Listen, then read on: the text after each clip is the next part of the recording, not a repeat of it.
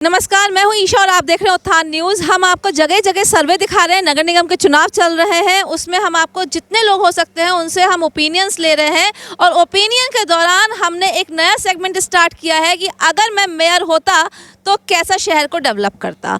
और इस बीच में आज हम कचहरी में हैं, दीवानी में हैं, जहाँ पर बार है। हमारे साथ कुछ अधिवक्ता हैं जो यहाँ पर हैं और वो अपने अपने ओपिनियंस जो है वो हमें बताएंगे। सर, अगर मैं आपके पास आपसे शुरुआत करती हूँ तो अगर आप मेयर होते शहर के तो क्या करते? कुछ नहीं करते, सुपड़ा साफ करते जैसे और करते आए बस। तो सर, आपके पास आते हैं तो आप अगर मेयर होते तो क्या करते शहर के लिए? मेरा नाम पवन चौहान एडवोकेट। अगर मैं मेयर होता तो सबसे पहले अलीगढ़ की जो व्यवस्था भंग हो रही है रोडों की, ट्रैफिक की, इस पर काम किया जाता। तो रोड हर जगह टूटे हुए पड़े हुए हैं। क्योंकि हमारे इससे पूर्व मेयर फुरकान साहब थे, उन्होंने कभी इस चीज़ पर ध्यान नहीं दिया। अब नए मेयर आ रहे हैं हमारे प्रशांत सिंघल जी, हो जाएं, हम मानते हैं हो जाएं, तो इनसे उम्मीद लगाए हुए हैं कि ये कुछ शहर के लिए अच्छा करें। स्मार्ट सिटी का नाम हो चुका है लेकिन स्मार्ट सिटी बना नहीं है अभी तक। कि भविष्य में आगे आएँ, रोडों को सही करें, थोड़ा सा शिक्षा की तरफ भी ध्यान दें, स्कूलों का भी निर्माण कराएं। और हॉस्पिटलों की बहुत ज़्यादा दयनीय हालत है। हॉस्पिटलों में जाएं, देखें, कुत्ते विचरण करते हैं सरकारी हॉस्पिटलों में, तो उसको भी ज़रा ध्यान दें। और मेरा तो सिर्फ इतना है कि आशा कर सकते हैं, जो भी मेयर बने उससे आशा ही कर सकते हैं। सर, अगर जल भराव की बात करते तो आप कैसे उसको जो है सॉल्व करते अगर आप मेयर होते तो? देखिए मैडम, बात ऐसी है कि यहाँ आज तक कोई भी किसी भी पॉइंट पर आप भी देख रहे हैं और मैं भी देख रहा हूँ, अलीगढ़ की जनता देख रही है, अलीगढ़ की नहीं पूरे प्रदेश की जनता देख रही है कि अलीगढ़ की पोजीशन क्या है। बारिश ले लीजिए, आप गर्मी ले लीजिए, जाड़े ले लीजिए, तू चल मैं आया, खाने के इस भ्रष्टाचार की चाशनी में सब लिबड़े हुए हैं। सबसे पहला काम यही करता कि लोगों को सस्पेंड और टर्मिनेट करके घर बैठाता। तो ये काम सबसे पहले यही करता। क्या करें, जनता मजबूर है, उन्हीं लोगों को टिकट दिया जाता है, उन्हीं लोगों से बात की जाती है, उन्हीं लोगों को ठेके दिया जाता है। कोई भी एमपी हो या एमएलए हो या कोई चेयरमैन हो, हर जगह हर लोगों की भ्रष्टाचार की पत्ती पड़ी हुई है, हर ठेके में। आप बारिश में आप विधायक आ रहे हैं, मुख्यमंत्री आ जाए, योगी आदित्यनाथ खुद आ रहा है बारिश के दिनों में। मैं आज कह रहा हूँ इस आपके चैनल पर कि मई जून के बाद में जो बारिश हो, जुलाई अगस्त सितंबर, उस मौसम में कोई भी एमपी आ जाए, एमएलए आ जाए, कैबिनेट आ जाए, जरा अलीगढ़ का पता लग जाएगा क्या पोजीशन है। नाले देख लीजिए, बिजली व्यवस्था देख लीजिए, खान पान देख लीजिए, रोड जाम देख लीजिए, सुरक्षा देख लीजिए, कुत्तों को देख लीजिए, गाय को देख लीजिए, आवारा पशु देख लीजिए। सर, आप मेयर होते शहर को कैसे डेवलप करते? ये सब दिक्कतें जो इन्होंने बताई वो आप कैसे सॉल्व करते?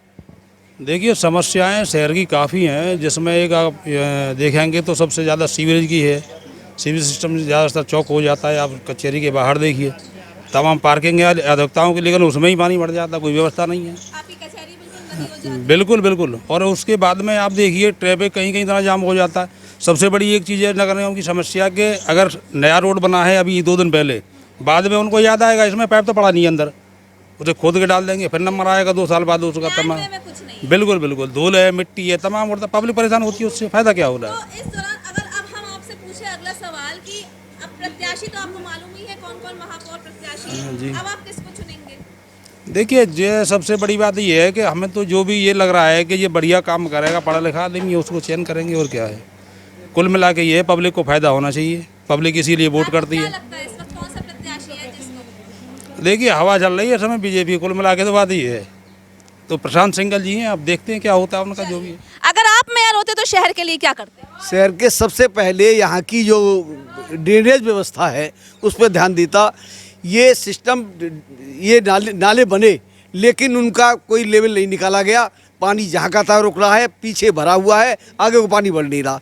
पहले तो मैं ड्रेनेज व्यवस्था ठीक करने की कोशिश करता, वो बिल्कुल नहीं है। दूसरा, नगर निगम की जो स्थिति है, भ्रष्टाचार में पूरे लिप्त हैं लोग। केवल उन्हें पैसा चाहिए, पूरा पैसा नगर निगम को मिले या न मिले, लेकिन उन्हें मिल जाना चाहिए, उनका कमीशन पूरा हो। और जो मेयर हो जाएगा, मैं किसी पार्टी से संबंधित नहीं हूँ, चाहे बीजेपी हो, सपा हो, बसपा हो या किसी निर्दलीय आ जाए, तो वो केवल अपने जो लगे हुए हैं साथ, जो इलेक्शन लड़ाएंगे उनको ठेके उनको जाएंगे और सबका कमीशन होगा। क्या आप सबसे बड़ी समस्या तो है कि गड्ढा मुक्त सड़कें होना।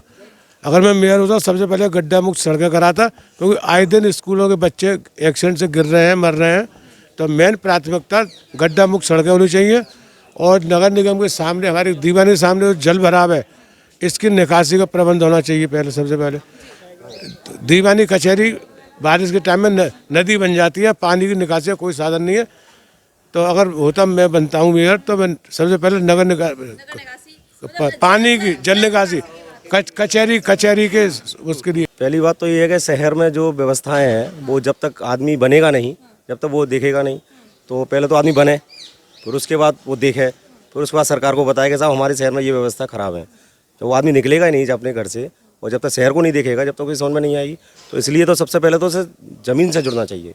ज़मीन से जुड़ के जब आम आदमी से पूछेगा कि हाँ आपको क्या समस्या है, जब पता लगेगी। तो ऐसे ड्रेनेज सिस्टम आप कितना भी कह लो, ड्रेनेज सिस्टम कह लो, चाहे बिजली की पानी कह लो, मकान की व्यवस्था कह लो, तो जो मूलभूत सुविधाएं वो नहीं मिल पाती हैं। वो केवल कागजों में लगी रहेंगी, उन पे साइन हो जाएंगे, टेंडर पास हो जाएंगे और कुछ नहीं होगा इसके अलावा। तो इसलिए मूलभूत सुविधाओं के लिए आपको ज़मीन पे जाना पड़ेगा। सुविधाओं के लिए जो है ये व्यवस्था बनाई है कि मेयर होना चाहिए। अब मेयर कैसा होना चाहिए ये पब्लिक के ऊपर डिपेंड करता है। पहली बात तो जो जनसंख्या है बेतहाशा शहर पे बोझ बनती जा रही है, इसे कैसे नियंत्रित किया जाए, इसके बारे में जो शहर में प्लानिंग करे उसके बारे में सोचा जाना चाहिए।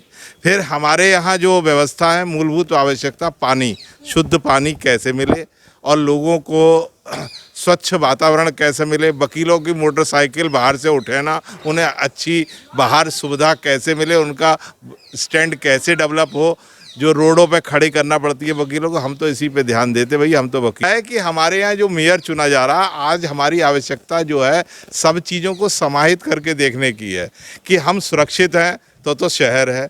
अगर शहर में हम सुरक्षित नहीं हैं तो इसे शहर का डेवलप बहुत बढ़िया बिल्डिंगें खड़ी हो और हमें अपने शहर में रहने ना दिया जाए, तो ऐसे शहर में भी रहना बेकार है। लिहाजा सबसे पहली प्राथमिकता है सुरक्षा। जो सरकार सुरक्षा दे सकती है उसके लिए पहली प्राथमिकता में उसे रखा जाएगा। दूसरा, जो व्यक्ति जो चुनने के लिए आए हुए हैं उन्हीं गधों में से एक गधे को चुनना है, तो उनमें कौन सा बेहतर है यही चुना जाएगा। तो लिहाजा ज़्यादा हमारे पास जो है विकल्प नहीं है, मगर उन्हीं विकल्पों में से हमें चयन करना है और अल्टीमेट अपने हितों को किनारे रखते हुए सामाजिक हित और शहर के हित को ध्यान में रखते हुए वोट कास्ट करना चाहिए।